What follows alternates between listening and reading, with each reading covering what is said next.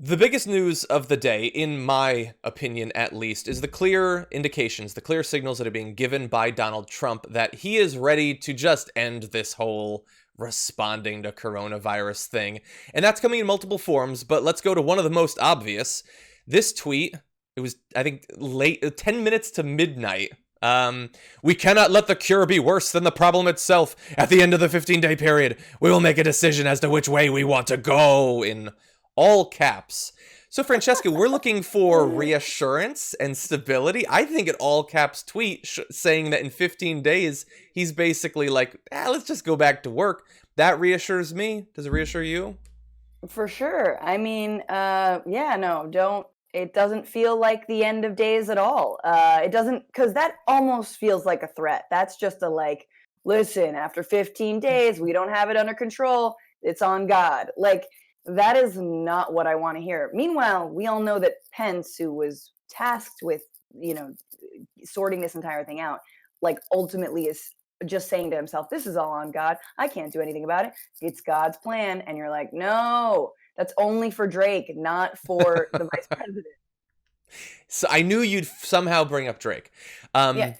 Yeah, so the cure is worse than the problem itself. So he's saying that, like, people staying home and not participating in the economy, or at least the part of the economy that he cares about, is worse than potentially tens or hundreds of thousands or millions of people dying. And look, if it was just one tweet, you know, I might not make a video about this, but Axios is saying that people close to the president are saying that he's already getting tired and impatient with the lockdown. And remember, there's huge parts of the country that aren't locked down yet. There's just a few states that have mostly locked down, not even the most extreme version that some other countries are doing. But the thing is, after he tweeted that, he went on a retweeting spree, retweeting things like this. From Renee Williams, 15 days, then we isolate the high-risk groups and the rest of us get back to work before it's all over for everyone. Hashtag landslide 2020. He retweeted that to give you an idea of where his mind is. Flatten the curve, not the economy. And 15 days, then we keep the high-risk groups protected as necessary and the rest of us go back to work. And so he's getting sick of it. He thinks that the economy is hurting, and either that or the fact that that might hurt his approval rating is apparently what's most important at this point. Yeah. I mean, part of me, first of all, that tweet, the initial tweet makes no sense. When I initially read it, I was like, wait a minute, the cure, there's a cure, right? So he's even calling just a precaution, a response to COVID-19 a cure, which it really should not be conflated with the cure. So I was like, I initially was confused. And then it's just showing that he cannot see, he's not even smart enough to see how he could go full authoritarian at this moment, which is good for America. It's good and bad for America, right? Going full authoritarian means like you could, have troops rolling down streets and maybe sanitizing things, And We've seen those images in some other countries. Absolutely, we have. And I'm waiting to see them in this country. But I'm also like, it hasn't occurred to him yet to potentially use this to say, delay the election in November. And I know that's been on a lot of our minds. So I'm glad for that. But I'm also, he's proving obviously to everyone, and I hope to Republicans eventually, that he is completely unfit for this. And he can't see past his own ego or his own benefit. Yeah.